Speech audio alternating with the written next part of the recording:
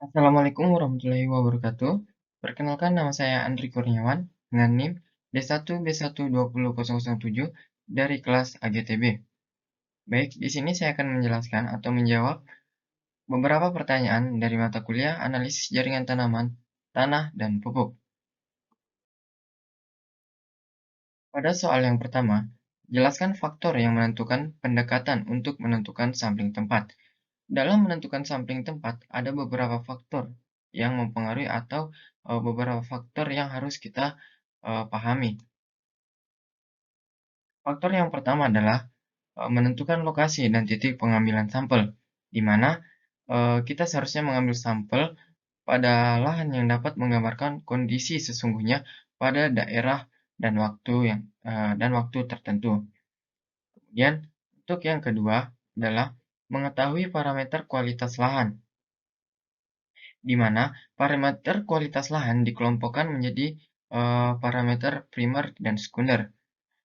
Parameter primer merupakan senyawa kimia yang masuk ke dalam lahan tanpa adanya interaksi dengan senyawa lainnya, misalnya pestisida ataupun logam berat. Kemudian parameter sekundernya adalah parameter yang terbentuk akibat adanya interaksi transformasi atau reaksi kimia antar parameter primer menjadi senyawa lain.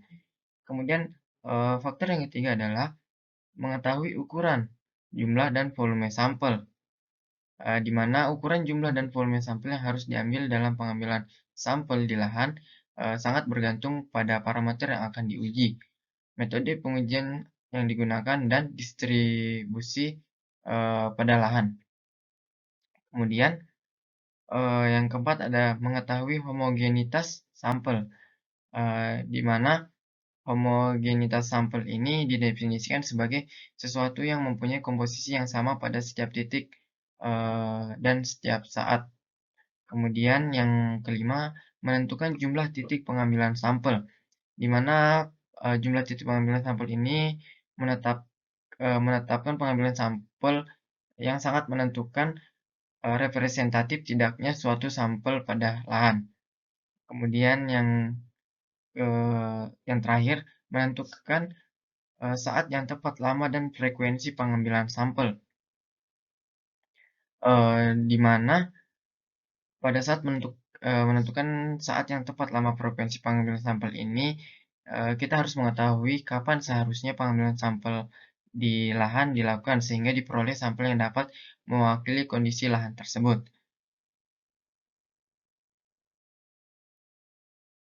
Kemudian pada pertanyaan yang kedua yaitu jelaskan pendekatan sampling yang paling sesuai untuk mengidentifikasi semua jenis dari suatu kelompok biota tanah dalam area studi.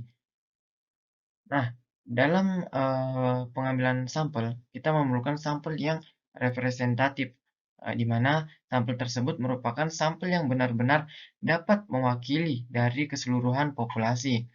Maka dari itu, pendekatan sampling yang paling sesuai dalam eee, mengidentifikasi semua jenis dari suatu kelompok biota tanah adalah sampling sistematis pada GIR, di mana sampling sistematis pada GIR ini memiliki beberapa kelebihan, yaitu yang pertama ada lebih mudah daripada pengambilan sampel acak, kemudian yang kedua lebih kondusif untuk mencakup area studi yang luas, dan yang terakhir adalah pengambilan sampel sistematis memasukkan parameter arbitrer tertentu dalam data. Jadi, sampling sistematis pada grid ini lebih direkomendasikan atau lebih layak untuk digunakan dalam mengidentifikasi semua jenis dari suatu kelompok biota tanah dibandingkan menggunakan sampling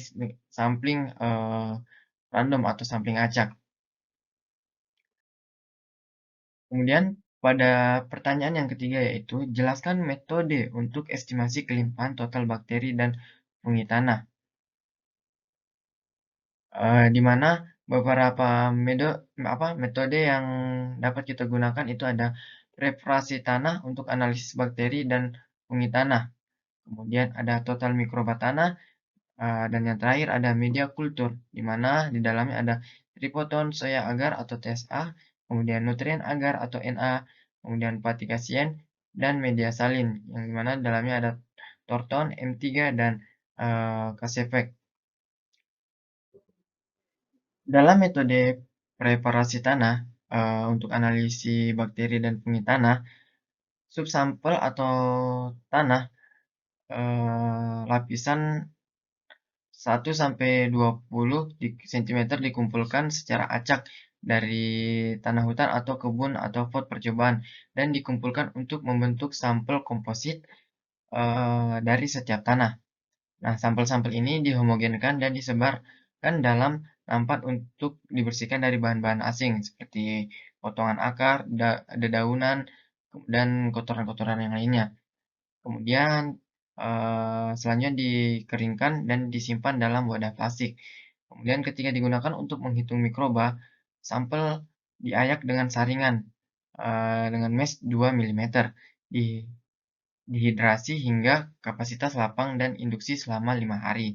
Dan, ini biasanya merupakan, prosedur yang standar. Kemudian untuk metode total mikroba tanah ini dia 10 gram sampel tanah ditambah ke dalam 95 mililiter larutan natrium pirosfat, atau 0,1%. Setelah homogenisasi selama 30 menit, larutan ini diencerkan secara desimal, atau 10 pangkat min 1 hingga 10 pangkat min 7, dan alkoholat, dari larutan yang dihasilkan, disepuh pada media kultur yang sesuai. Kemudian, setelah diinkubasi pada 25 atau 30 derajat Celcius hingga 10 hari, unit pembentukan koloni, dihitung mengikuti metode MPN. Kemudian pada media kultur sendiri yaitu tripon soya agar TSA, nutrien agar Na, pasik acid, dan media salin atau Thornton M3 dan Caspek sendiri, media yang paling sering digunakan yaitu biasanya seperti media kompleks yaitu eh, TSA sendiri, nutrien agar atau Na, pasik acid, dan media salin yaitu tiga tersebut. Kemudian pada pertanyaan selanjutnya yaitu jelaskan prinsip dari metode ekstrak Barlese, Tulgren, dan Berman-Funnell, di mana prinsip dasar ekstra eh, Berlese Tulgren yaitu organisme tanah merespon pengurangan kelembaban yang disebabkan meningkatnya suhu di serasa tanah, kemudian bermigrasi ke bawah wadah dan menempel di dasar corong yang berisi bahan pengawet. Kemudian prinsip dasar ekstrak Berman-Funnell yaitu corong Berman berfungsi berdasarkan prinsip mobilitas. Substrat ditempatkan dalam corong yang dilapisi dengan kain atau kertas filter yang ditutup rapat di bagian bawahnya. Pada pertanyaan yang terakhir yaitu jelaskan metode estimasi kelimpahan protozoa, di mana metode tersebut untuk mengukur kelimpahan protozoa telah diklasifikasikan sebagai langsung atau tanpa kultur dan tidak langsung, yaitu dengan menggunakan kultur.